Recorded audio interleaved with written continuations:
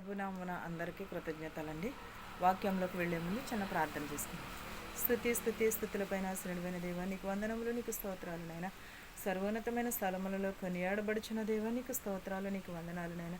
గడిచిన కాలమంతే మమ్మల్ని కాచి కాపాడి సజీవ రెక్కలలో ఉంచినందుకు నీకు స్తోత్రాలు నైనా. మా హృదయములు మార్చు, మా మనసులు మార్చమని అడుగుచున్నాం ప్రభా. వినుట వలన మాకు విశ్వాసం కలుగుటకు, మాకు మారు మనసు పొందుటకు సహాయం చేయమని అడుగుచున్నాం ప్రభా. వినుచున్న వారిని, చూచుచున్న వారిని ప్రతి ఒక్కరికి మారు మనసును దయచేయమని అడుగుచున్నాను తండ్రి. ఆమేన్. ప్రసంగి 6 చూద్దామండి.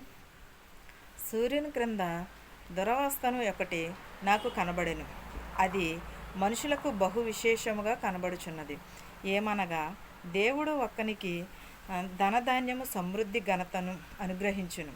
అతడేమి కోరినను అది అతనికి తక్కువ కాకుండాను అయినను దాన్ని అనుభవించుటకు దేవుడు వానికి శక్తిని అనుగ్రహింపబడు అన్యుడు దానిని అనుభవించును. ఇది వ్యర్థముగాను గొప్ప దురావ్యసనగాను కనబడుచున్నది. ఏం కనబడుచున్నది? ప్రసంగికి సూర్యుని క్రింద దురవస్థను ఒకటి నాకు కనబడుచున్నది. అది మనుషులకు బహు విస్తారంగా కనబడుచున్నది. అది ఏదనగా ఒకనికి ధన సమృద్ధి చాలా ఎక్కువగాను ఇచ్చును.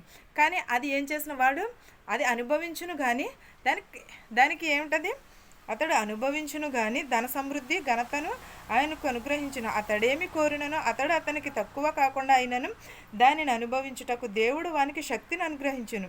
అన్యుడు దానిని అనుభవించును. ఇది వ్యర్థముగాను గొప్ప వ్యవస్థనుగాను కనబడుచున్నది. ఏంటది?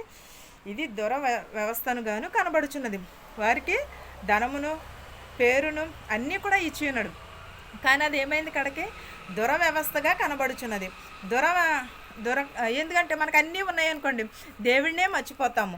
మనము అన్నీ ఉన్నాయనుకోండి, మనం దేవుడిని మర్చిపోయి దేవుడు ఎవరో నాకు తెలియదు అని అన్నీ అడిగిన రోజులు కూడా ఉండే ఉంటాయి. లేకుండా ఉండదు కదండి. చాలా ఒకవేళ మనం అడగకపోయినా కూడా ఎవరో ఒక దిక్కున మనము వినే ఉంటాం కదా. అలాంటిది దేవుడు అనుగ్రహించాడు సమృద్ధిగా. కానీ అది దురవ్యసనముగానే కనబడుచున్నదని చెప్పుచున్నాడు. ఒకడు 100 మంది పిల్లలను కనినను దీర్ఘాయుష్మంతుడై చిరకాలము జీవించును. అతడు సుఖభోగములను నెరుగకయు తగిన రీతిని సమాధి చేయకయు నుండిన ఎడల వాని గతి కంటే పడిపోవును. పిండి యొక్క గతి మేలని నేను అనుకునిచున్నాను. ఏంటదండి? ఒకడికి 100 మంది పిల్లలుంటే 100 మంది పిల్లలుంటే మనం పోషించగలుగుతామంటారా? పోషించలేం కదా. అలాగే కష్టపడి పనిచేసి వానికి సుఖం ఉంటుందా? సుఖము ఉండదు. ఎందుకంటే బిడ్డలను ఎలా పెంచాలి, ఎలా చేయాలి, ఎలా వృద్ధిలోకి తేవాలి అనే ఆలోచనలోనే మాత్రమే ఉంటాము.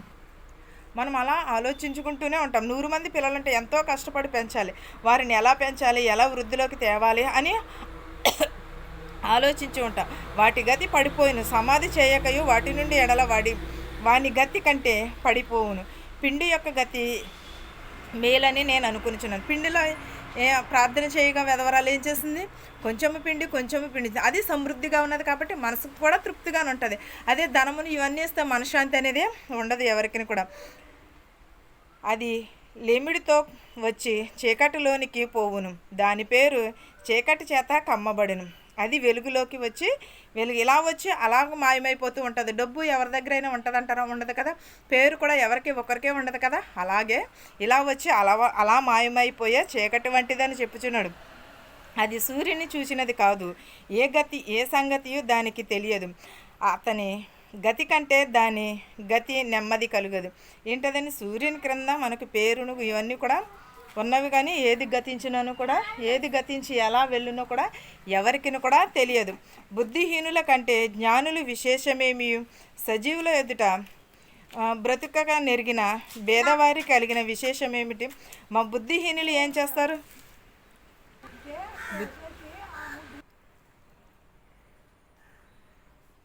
6వ వచనం చూద్దామండి. ప్రసంగి 6:6. అట్టివాడు 2000 సంవత్సరములు బ్రతికియు మేలు కాకున్నా ఎడల వాని గతి అంతే. అందరూ ఒక స్థలమునకే వెళ్ళుదురుగాక. నిజమే కదండి. మనం ఎవరిమైనా 2 సంవత్సరాలు బతకలేం కదా. అందరూ కూడా వెనక ముందు అందరూ ఒకే గతికి, ఒకే స్థితికి వెళతారు. అది మనుషులు ప్రయాసమంతయు వారికి నోటికే గదా, అయినను వారి మనసు సంతృప్తి నొందదు. నిజమే కదండి, మనం ఎంత కష్టపడినను కూడా మన నోటి కోసమే కదా, మన పొట్ట కోసమే కదా ఎంత కష్టపడుచున్నాము. ఎంత శ్రమపడి ఇంత కష్టపడి చాలా కష్టపడుతుంటాం. ఎందువలన మన కష్టోచితం అంతే మన పొట్ట కోసమే, అంతే తప్పగాని ఎదుటి వారిని మనం పోషించుటకు కాదు. మనుషులు ప్రయాసం అంతా కూడా నోటికే కదా, అయినను వారు మనసు తృప్తి. ఎంత తిన్నాను కూడా ఇప్పుడు తినామనుకోండి, నేను మళ్ళీ కాసేపులో పలవ ఎవరైనా పట్టుకొస్తే పలవ తింటూ ఉంటారు.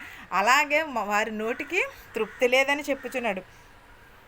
బుద్ధిహీనుల కంటే జ్ఞానులు విశేషమేమిటి? సజీవులు ఎదుట బ్రతుకు నేర్చిన భేదవారికి కలుగు విశేషమేమిటి? ఏంటంటే బుద్ధిహీనుల కంటే జ్ఞానమేమీ లేదు. సజీవుల ఎదుట బ్రతక నేర్చిన భేదవాడు కూడా పెద్ద విశేషము గల. నిజమే కదండి, ఎంతోమంది ఎంతో ధనం ఉంటుంది కానీ వారు సహాయం చేసే గుణం ఉంటుందా? ఉండదు. కానీ భేదవాడైతే కష్టపడి పనిచేసుకుని సమృద్ధిగా తిని ఆనందముగా ఉంటాడు. మనసు అడియాసలు కలిగి తిరుగులాడుట ఎదుట నున్న దానిని అనుభవించుట మేలు, ఇదియు వ్యర్థమే. గాలికి ప్రయాసపడినట్లే ముందుండిన దానిని బహుకాలము క్రిందనే తెలియబడెను. ఆయా మనుషులు ఎట్టివారగుదురు, అది నిర్ణయమైన అంత తమ కంటే బలవంతుడెవడైనను వానితో వారు వ్యాజ్యమాడజాలరు. ఎవరండి? బ్రతుకు భేదవాడు మనసు ఆయాసపడును గాని కలిగిన ఇలా మాట్లాడును, ఎదుటనున్న దానిని అనుభవించటం మేలు, ఇదియు వ్యర్థమే. గాలికై ప్రయాసపడుచును. మనం ఏం చేస్తాం? ఎదుటన్న దానిని మానేసి ఏం చేస్తామంటే అది బాగుంటుందేమో, అది బాగుంటుంది. ఒక షాప్కి వెళ్ళామనుకోండి, ఒక షాప్కి వెళ్తే ఎన్ని బట్టలు తిరగేస్తూ ఉంటారు ఆడవాళ్ళు. ఇది కాదు, ఇది కాదు, ఇది కాదు, ఇది కాదు అని ఆయాసపడుచున్నారే తప్ప కానీ ఏది కూడా తీసుకోకుండా అలాగే ఓ తిరగేసిస్తూ ఉంటారు. అలా కానీ అది కడకి ఏమవుతుంది? ఆయాసం వచ్చి నీరసం వచ్చేసి ఏం చేస్తారు? ఏదో ఒకటి తీసుకుని వచ్చేస్తూ ఉంటారు. అది ఆయాసపడటం. మనుషులు ఎదుట వారితో అది నిర్ణయమే. తమకంటే బలవంతుడు ఎవడైనను వారితో వ్యాజ్యమాడడం.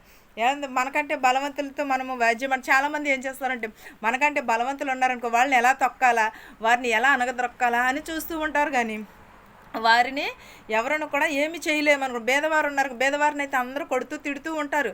అలాగే జ్ఞానవంతులను కూడా, ఒకవేళ తెలివైన మాటకారులను కూడా ఎవరినైనా సరే వారిని ఎలా అనగదొక్కాలి, ఎలా ఏం చేయాలి అని ఆలోచిస్తూ ఉంటారు తప్ప కానీ వారితో మనం సాంగత్యం చేస్తాము, వాళ్ళతో మనకి ఎందుకులే గొడవ అని అనుకోరు.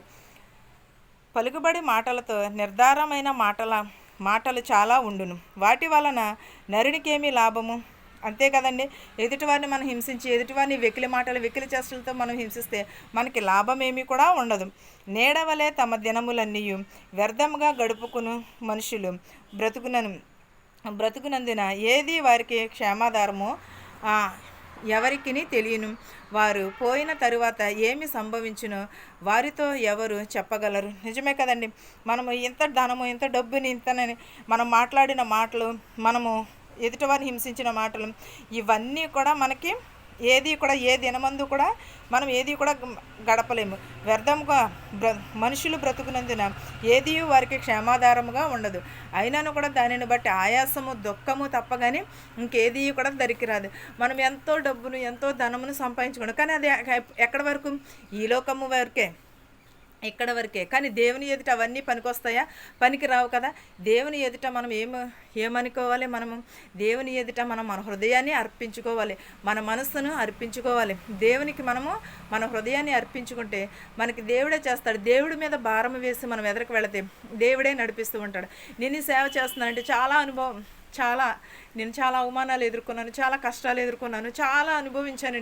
నేను సేవ పరిచర్య 2 సంవత్సరాల నుంచి చేస్తున్నా కూడా ఈ 2 సంవత్సరాల్లో నేను ఈ రోజుకి వచ్చినాను కూడా నేను చాలా బాధపడుతుంది. ఎంతోమంది ఏదో ఒక మాట అంటూ ఉంటారు, ఏదో ఒక మాట అని ఏదో ఒకలాగా హింసించారు. ఎందుకంటే వాళ్ళకి అది చులకానందము. వాళ్ళ ఎదుటి వారిని హింసించి వారి బుద్ధే అలాంటిది. వీళ్ళని ఏదో ఒకలాగా మానిపించేయాలి, లేకపోతే ఏదో ఒకలాగా అనేసి స్వభావం తప్పగాని సర్లే ఏదో దేవుడు వారిని ఎన్నుకున్నాడు, దేవుని ప్రేరేపణ బట్టే వాక్యం చెప్తుంది, దేవుని బట్టే ఆమె ఎదరకు వెళుతున్నది, ఆమె మారు మనసు పొందింది అంటే దేవుని కృప తప్పగాని ఎవరి కృప కాదని ఎవరిని కూడా చెప్పరు. మనకి ప్రోత్సాహం కూడా చేయరు. ఎందుకంటే దీన్ని ఎలా హింసించాలా, దీన్ని ఎలా మాట్లాడాలా అనే చూసేవారే తప్పగాని చాలామంది కూడా రోజులు అలా ఇక్కడ చెప్పుకుని బ్రతికేస్తున్నారు. వారికి దేవుడు శిక్ష విధిస్తూ ఉంటాడు కంపల్సరీ. ఏదో ఒక రోజున తీర్పు ఉన్నది. తీర్పు రోజున లెక్క ఉంటుంది. ఆ లెక్కలో ప్రతి ఒక్కటి కూడా మనం చెప్పుకోవాలి. తమ తమ క్రియలను బట్టి వారికి తీర్పు ఉంటుందని దేవుడు చెప్పున్నాడు. మనం చీకట్లో చేసిన, వెలుగులో చేసిన, ఎలా చేసినను కూడా మనం బట్టే మనకుంటుంది. ఈ ప్రసంగి ఏమి చెప్పుచున్నాడు?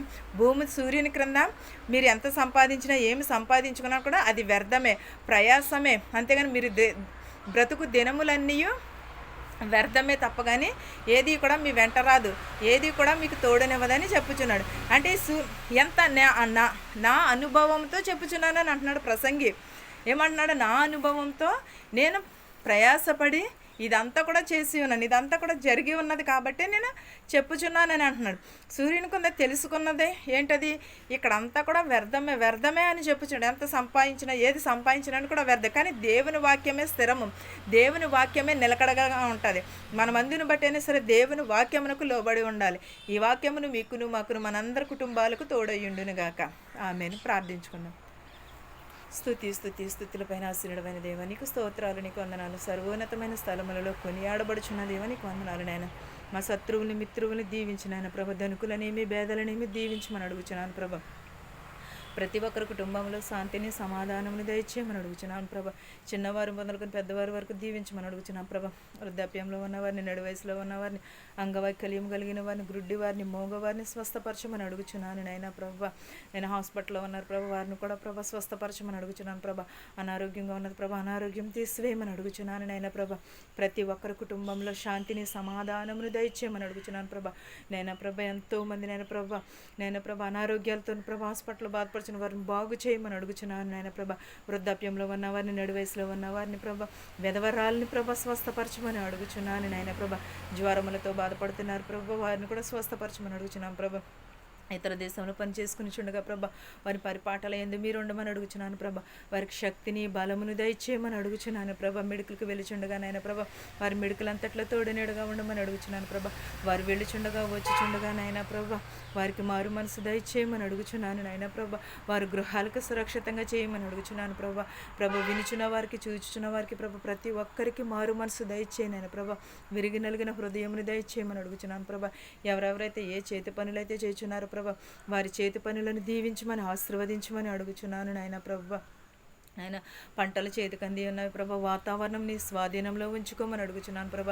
ఎంతో కష్టపడి చేసి ఉన్నారు ప్రభ, వారి కష్టజీతం అంతయు నాయన ప్రభ, అడవి పాలు కాకుండా ప్రభ తినే శక్తిని దయచే నాయన ప్రభ. నీవిచ్చినది నాయన ప్రభ, భేదాలను ప్రభ కటాక్షిస్తానన్నావు నాయన ప్రభ. భేదాల తరపునే వ్యాజ్యమాడుతానన్నావు నాయన ప్రభ. కష్టపడి చేసినదంతయు ప్రభ నాయన ప్రభ తినుటకు సహాయం చేయమని అడుగుచున్నాను నాయన ప్రభ. ఎవరెవరైతే ఏ ఉద్యోగములు చేయుచున్నారో ప్రభ, వారిని క్షేమం ఉంచి వారి గృహాలకు తీసుకుని వెళ్ళమని అడుగుచున్నాను ప్రభ. బస్సులో వెలిచినట్టు, రైల్లో వెలిచిన, హెలికాప్టర్లో, ఆటోలో వెలిచినట్టు వారి గృహాలకి సురక్షితంగా చేర్చమని అడుగుచున్నాను ప్రభ. మాకు తెలిసిన వారిని, తెలియని వారిని కూడా దీవించమని అడుగుచున్నాను ప్రభ. శుభకార్యాలు చేసుకుంటున్న వారికి ప్రభ సమృద్ధిని దయచేయమని అడుగుచున్నాను నాయన ప్రభ. ఉద్యోగం లేని వారికి ఉద్యోగములు దయచేయమని అడుగుచున్నాను ప్రభ. పిల్లలు లేని వారికి పిల్లలు దయచేయమని అడుగుచున్నాను ప్రభ. గర్భిణీ స్త్రీలను ప్రభ దీవించమని అడుగుచున్నాను ప్రభ. నాయన ప్రభ, గర్భిణీ స్త్రీలు ప్రతి ఒక్కరిని ముట్టి స్వస్థపరచమని అడుగుచున్నాను నాయన ప్రభ. బాలింతలను దీవించమని అడుగుచున్నాను ప్రభ. యవనస్తులను, యవనరాలని, బాలికలని దీవించమని అడుగుచున్నాను ప్రభ. నేను ఇంకా నువ్వు ఎవరినైతే మర్చిపెట్టే వారందరినీ కూడా దీవించమని అడుగుచున్నాను ప్రభ. మా దేశాలని, మా సంఘాలను కూడా దీవించమని అడుగుచున్నాను ప్రభ. నాయన ప్రభ మనశ్శాంతి లేక చాలామంది ఉన్నానని అడుగుచున్నారు ప్రభు. వారందరికీ మనశ్శాంతిని దయచేయమని అడుగుచున్నాను ప్రభ. విరిగి నలిగిన హృదయమును దయచేయమని, నా ప్రార్థనను నీ పాద సన్నిధి చేర్చుకోమని అడుగుచున్నాను తండ్రి. ఆమేన్. పరలోకమందున్న మా తండ్రి, నీ నామం పరిశుద్ధపరచబడును గాక, నీ రాజ్యం వచ్చును గాక, నీ చిత్తము పరలోకమందు భూమి యందు నెరవేరినట్లును మానుదిన ఆహారం నేడు మాకు దయచేయము. మా రుణస్తులను మేము క్షమించిన ప్రకారం మా రుణములను క్షమించము. దుష్టుని నుండి, శోధన నుండి తప్పించము. రాజ్యమును, శక్తియు, మహిమయు నిరంతరము నీవై ఉన్నావు మా తండ్రి. ఆమేన్. అందరికీ వందనాలు.